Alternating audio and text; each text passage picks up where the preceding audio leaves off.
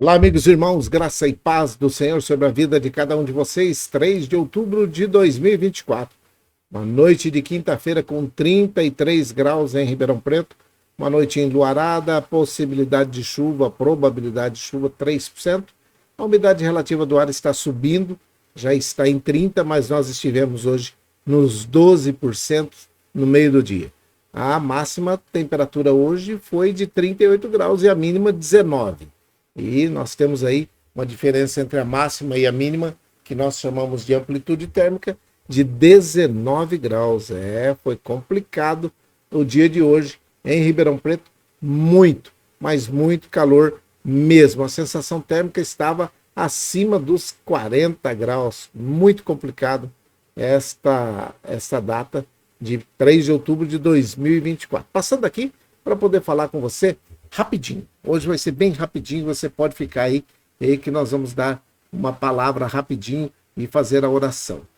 Tem duas coisas que está sendo problemas de saúde em Ribeirão Preto: escorpiões e mosquito Aedes aegypti. Se você tem na sua casa a oportunidade para esses bichos fazer morada, cuidado, você está correndo um grande risco. Os escorpiões, a sua picada, leva você a ter sintomas muito complicados.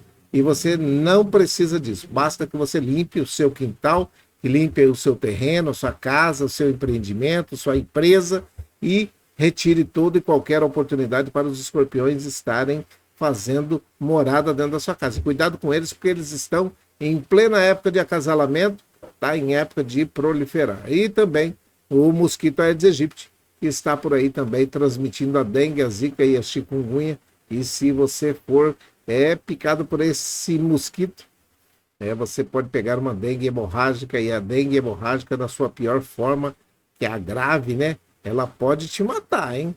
Então, limpa aí a sua casa, acaba com esse mosquito e acaba com a oportunidade também de ter esses escorpiões na sua casa. A outra situação que nós estamos falando e vamos continuar falando é a respeito da suicídio, a respeito de Setembro Amarelo.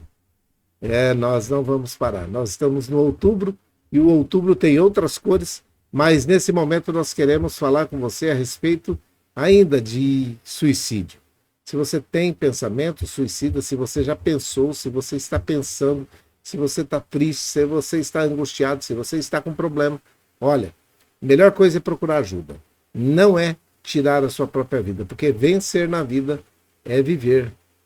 Vencer na vida é viver. Nenhuma chance de cometer o suicídio, de tirar a sua própria vida. Se você precisa de ajuda, se você está com esses pensamentos, nós temos os profissionais capacitados que podem te ajudar, pode te amparar nesse momento e você ser abençoado com uma oportunidade para mudar de vida e aceitar a Jesus Cristo como o único e suficiente Salvador da sua vida, tá bom? Outra coisa que a gente precisa falar aqui é que existem pessoas que estão teimando fazer exercício entre 10 e 16 horas, né? Tem gente aí fazendo entre 10 e 16, sofrendo com a falta de água, né?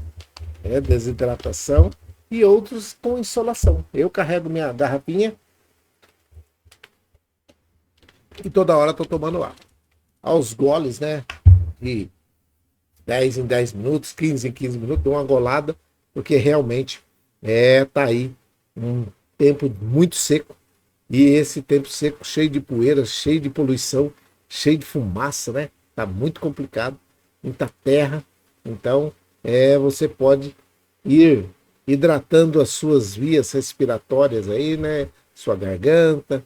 Então, não deixe de tomar um pouquinho de água a cada 10, 15 minutinhos, dê algumas goladas aí, você vai ficar tranquilão. E se você for fazer exercício, faça então num lugar fechado. E hidrate-se bastante, também passe o protetor solar para que você não tenha nenhum tipo de problema de desidratação ou insolação, tá bom? Se você for teimosinho, faça ao ar livre, você é livre para poder fazer, mas o conselho dos especialistas é: não faça exercício entre 10 e 16 horas. Não é nem um pouco saudável e não é nem um pouco sábio fazer isso. Não tem sabedoria nenhuma quem faz exercício nesse tempo seco entre 10 e 16 horas. A melhor coisa é fazer antes das 10 e depois das 16. Aí pode fazer exercício aonde você quiser, tá bom? Isso, as pessoas são livres para poder agir, mas depois deveriam ser livres também para poder procurar onde quiser ser atendido, porque vai e procura e depois chega na UPA, fica reclamando que está demorando, sabe? Vira e mexe, alguém está reclamando que o atendimento é ruim, quem mandou você ir fazer exercício entre 10 e 16 na rua, sem ter nenhum tipo de proteção e não estar se hidratando, tá bom? O versículo de hoje diz assim: e este evangelho do reino será pregado em todo o mundo, em testemunho a todas as gentes, e então virá o fim. A pergunta no começo da abertura aí é justamente essa: quando vai ser o fim? Quando que vai acontecer a volta de Jesus? Jesus está para voltar. Mas você sabe que no Brasil nós temos poucas pessoas aí que ainda não são evangelizadas no Brasil. 200 mil por aí, cento e pouco. Mas aí você pega e começa a ver o seguinte: aonde que é que essas pessoas estão, como estão e o que estão fazendo. Vamos dar uma olhadinha nessa situação aqui, ó, da revista Ultimato. A revista Ultimato é uma revista que é confiável e ele fala assim, ó, Deus chamou toda a igreja para proclamar o evangelho em todo o mundo. Ainda mais de 2.000 povos no mundo sem o conhecimento do evangelho. Você acredita nisso? 2.000 povos no mundo que não conhecem o evangelho. Cerca de 3.000 línguas sem um verso bíblico em seu idioma. E 2 bilhões. Nós somos 7 bilhões e alguma coisa hoje, né? 2 bilhões de pessoas não conhecem o Senhor Jesus. O Brasil, ou no Brasil, há 8 segmentos reconhecidamente menos evangelizados, sendo 7 socioculturais e socioeconômicos. Sabe o que ele está falando? Os indígenas, os ribeirinhos, os ciganos, os sertanejos, os quilombolas, os imigrantes, os surdos, os mais ricos dos ricos e os mais pobres dos pobres. Todos esses estão sem ouvir o Evangelho de Jesus Cristo ainda, nesse tempo de 2024. E se você for ver, esse texto é de 23 de junho de 2014. Agora, junho de 2014. Ele estava dizendo aí que tem 2.000 povos no mundo que não conhecem Jesus. O fim vai vir logo após essas pessoas terem conhecimento de que essas outras ainda não ouviram de Jesus. E aí está dizendo aqui: este evangelho do reino será pregado em todo mundo. Todo mundo. Em testemunho a todas as gentes.